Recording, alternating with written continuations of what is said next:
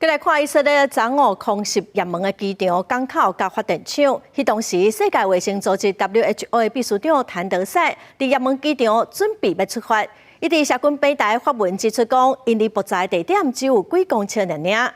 有一个联合国的机组员受伤，这场攻击嘛造成至少3个人死亡，有几10人受伤。 准备坐无人机乘客拼出去，连行李拢被覆盖。以色列用打击也门反恐军青年运动为名，17日空袭也门首都的萨那机场，至少造成3人死亡，数十人受伤。世界卫生组织秘书长谭德赛伫社群平台表示，风灾时阵伊拄伫机场内底，这联合国人道主义的机组人员都安尼受伤。谭德赛也伫社群平台 X 发文。 无人机塔台后机室都伫爆炸地点几公尺，连跑道拢遭到破坏。联合国发言人崔普雷表示，目前伫评估谭德赛是毋是应伫即日离开沙那。The Secretary General condemns the escalation between Yemen and Israel.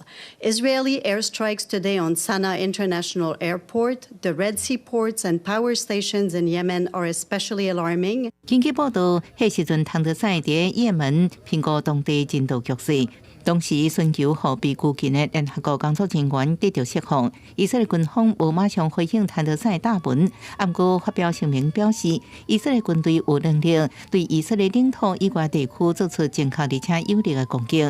有现场人强调，伫青年运动掌控的首都机场被攻击超过6摆。The Secretary General remains deeply concerned about the risk of further escalation in the region and reiterates his call for all parties concerned to cease all military actions and to exercise utmost restraint.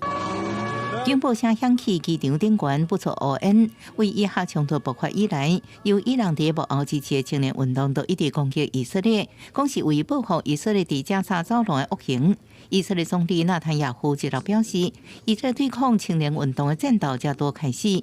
联合国秘书长古提瑞斯呼吁双方停止交战，佮警告伫红海港口、加沙那机场的空袭，对人道救援工作造成真大风险。 尤其是目前有数百万人伫当地等待救命之援，公司新闻新闻报朋友。